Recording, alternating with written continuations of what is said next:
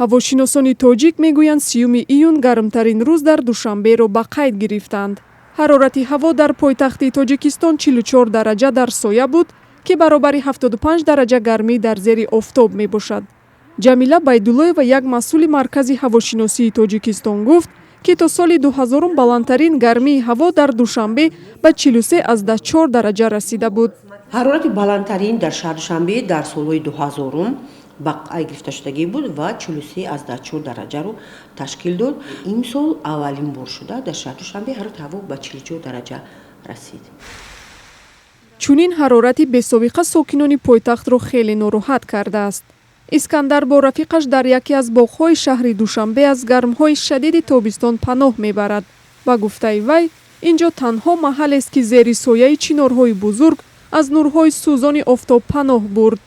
Ойна ҳавои гарм айна хеле боғода шиштамон нағзе охе ҳавои нағз гарма ка салқин чем ай хонаҳоя инҷа нағзтара кондитсионер ам хе гарм мекунад буғия чи ҳаво мехелад.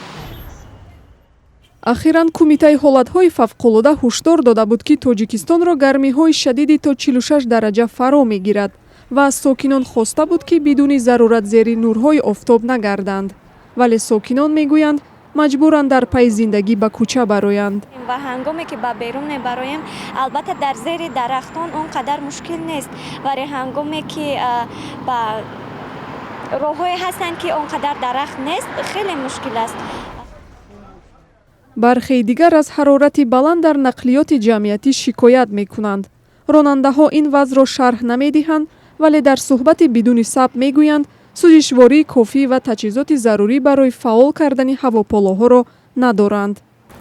пизишкон машварат медиҳанд, ки нафарҳои дорои бемориҳои фишорбаландӣ ва қалб рӯзона набояд дар берун сайру-гашт кунанд. сайру-гашт дар берун таги офтоб бояд худро нигоҳдорӣ намоянд ва агар муҳтоҷи баромадан ба ҳаво ба кӯча бошанд, ҳатман бо худ об ва бо худ як сарпӯш дошта бошад. як қоидае ки дар мардуми мо аҳамият додам, ҳамин румоли сиёҳ ва сарпӯши сиёҳ ҳеҷ ҳангоми гармӣ истифода бурдан мумкин нест. ин ҳолаташонро чанде бад мекунад. инчунин либоси сиёҳ. чунин гармиҳои бесобиқа дар пойтахти тоҷикистонро соҳибназарон ба раванди тағйирёбии иқлим марбут медонанд.